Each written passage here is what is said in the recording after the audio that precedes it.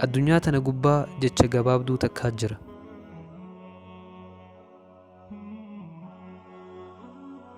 ilma namaa ilma namaatii wajjin, ilma namaa uumaa isaatii wajjin, adawwii adawwii wajjin tan walitti fayyistu. akkuma beeynu sanitti nu hundi badii daleena, ni miina, wasana rabbii fi kan namaatitti illee dabarra.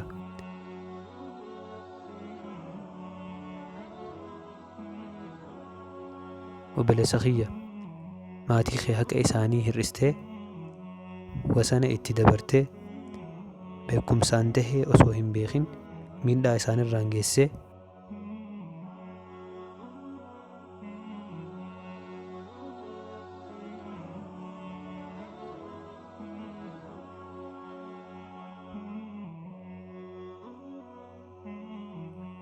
obboleettii tiyya, obboleeyyan kee irratti balleessaa dalaydee bakka isaan hin jirretti maqaa isaanii hamtuun kaastee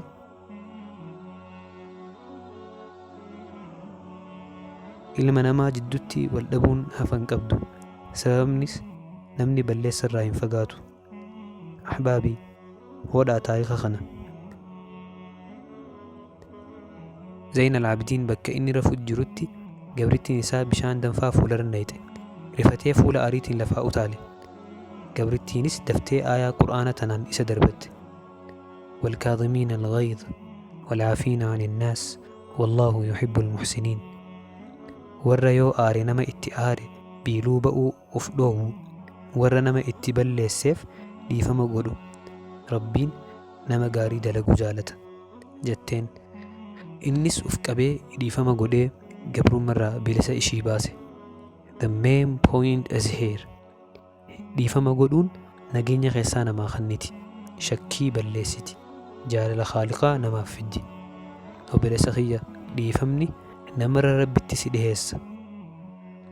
rabbi irra namaaf dabraadha, warra irra namaaf dabranis jaalata. silaa taariika gaafa nabi Muusaa san na yaadachiisinaan hin jettu.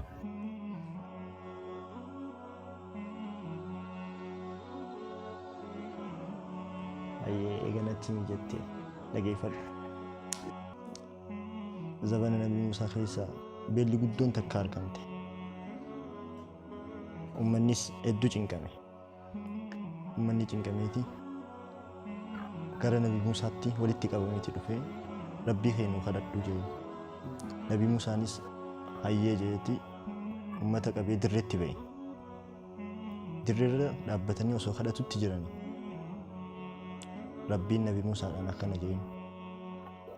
ummata san keessa nama tokkootu jira. namni sun waggaa 40 guutuu karaa badirra kan ture, waggaa 40 guutuu waan haraam dalagaa kan ture, waggaa 40 guutuu karaa hiyyarraa dheessaa kan ture. namni sun yoo ummata san keessaa ba'e ummata kanaaf rooba nan kennaafii jedhe. nabi Muusaanis gara ummataa deebi'eeti nama tokkotu jira isin keessa kan waggaa 40 guutuu rabbi irratti badii dalagaa ture. namni sun yoo isin keessaa ba'e rabbi isiniif roobaa jedhe.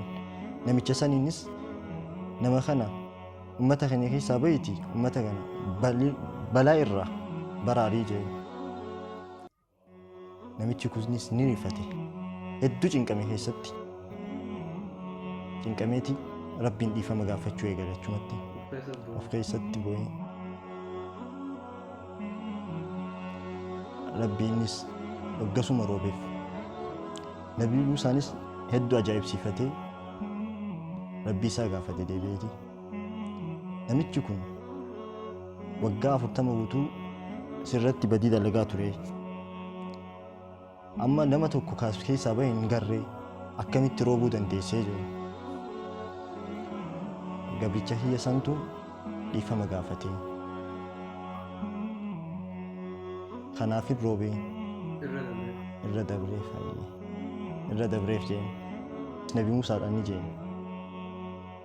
namni kun waggaa 40 guutuu karaa kiyyarraa ba'ee yeroo turetti kan isan salphisin har'a yeroo karaa kiyyarratti deebi'e maaliifin isa salphisa gaafa inni akkasi dhufatee zambii dalagu irra dabree fi eegasii gaafa inni nama biratti ammoo bifa mana gaafatu akkamitti isa saaxilaadha mara. Kanaafuu dhiifamni bakka guddaa qaba. Dhiifama godhi. Dhiifamas gaafadhu. Dachii tanarra nagayaa fi gammachuudhaan jiraachuu feete dhiifama gaafadhu. Dhiifamas godhi. Dhiifama gaafadhu. Ganda bo'uu nagayaan dabru. Dhiifama gaafadhu. Akka rabbiin irra si dabru. Dheeraa dhugaa kee taasisti. Numaa sahabaa keessaa nama ganamaan hirribaa ka'ee dhuseetuma osoo ebaluu osoo hin jahin nama hunda nama na duubaa akka nama na duubaa hamatee nama na duubaa waa'ee sharriitii yaa haasee nama hunda dhiiseef jee nama garaa isaa qulqulleessuu jira akka rabbiin zambii isaa irraa dhiisu. Sababni isaa rabbiitu quraanaa keessatti irra namaa dabraa garaa isaa qulqulleessaa irra nama dabraa akka isin hin jaalattanii isin akka rabbiin zambii teessan isinii dhiisu jaa rabbiin. Yoo nuti irra namaaf dabarre dhiifama namaaf goone rabbiillee gubbaa seeraa dhiifama nu godhaa. Waa feeti obboleessa kiyya dhiifama godhu. Har'as dhiifama gaafadhu. Borus dhiifama gaafadhu. Yeroo hundaa dhiifama gaafadhu.